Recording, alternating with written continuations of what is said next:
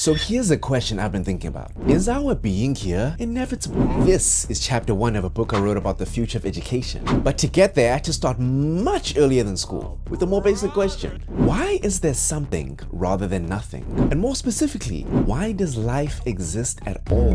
Because if life is really just an absurd cosmic longshot, then the emphasis falls on the miracle, not what life must do once it appears.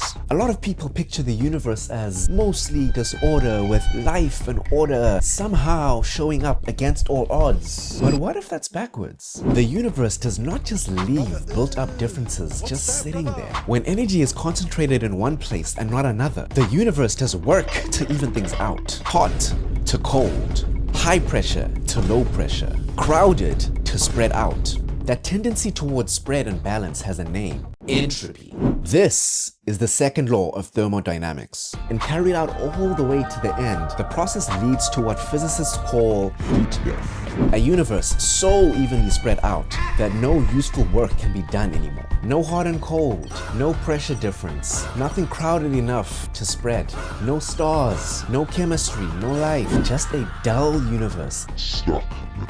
But what matters for us is not the end point, it's what happens before that. Because more organized structures can move energy through a system better than less organized ones can, opening pathways, increasing throughput, and helping bolt-up differences get worked through more quickly, they tend to be favored as one of the ways that the universe burns through energy on its race to heat death. Because of this, life starts to look less like a miracle against all odds, and more like something that the universe naturally produces under the right conditions. But that still doesn't make life easy. Even if organized life arises naturally, it still has to secure the energy it needs to sustain itself. It still has to sustain its temporary pocket of order. So the more interesting question is not how order arises, but how it persists. How something manages to keep going while the usable energy around it keeps shrinking.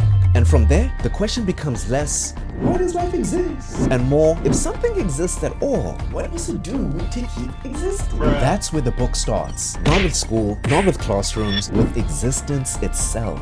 With what a living thing has to do to hold itself together in a universe like this. That changes a lot of other questions too, including ones we ask about human life, society, and education. Unfortunately, that's where this chapter ends. But not where the story ends. If you want to follow the questions that come next, follow this account. You can also read a preview of this chapter at the link below. And if you want the full chapter, along with the rest of the book as it releases, you can buy the book there too. If you comment entropy on this video, I'll send you a discount code. Consider it my tiny contribution to improving the odds that the organized complexity in this book find its way to you.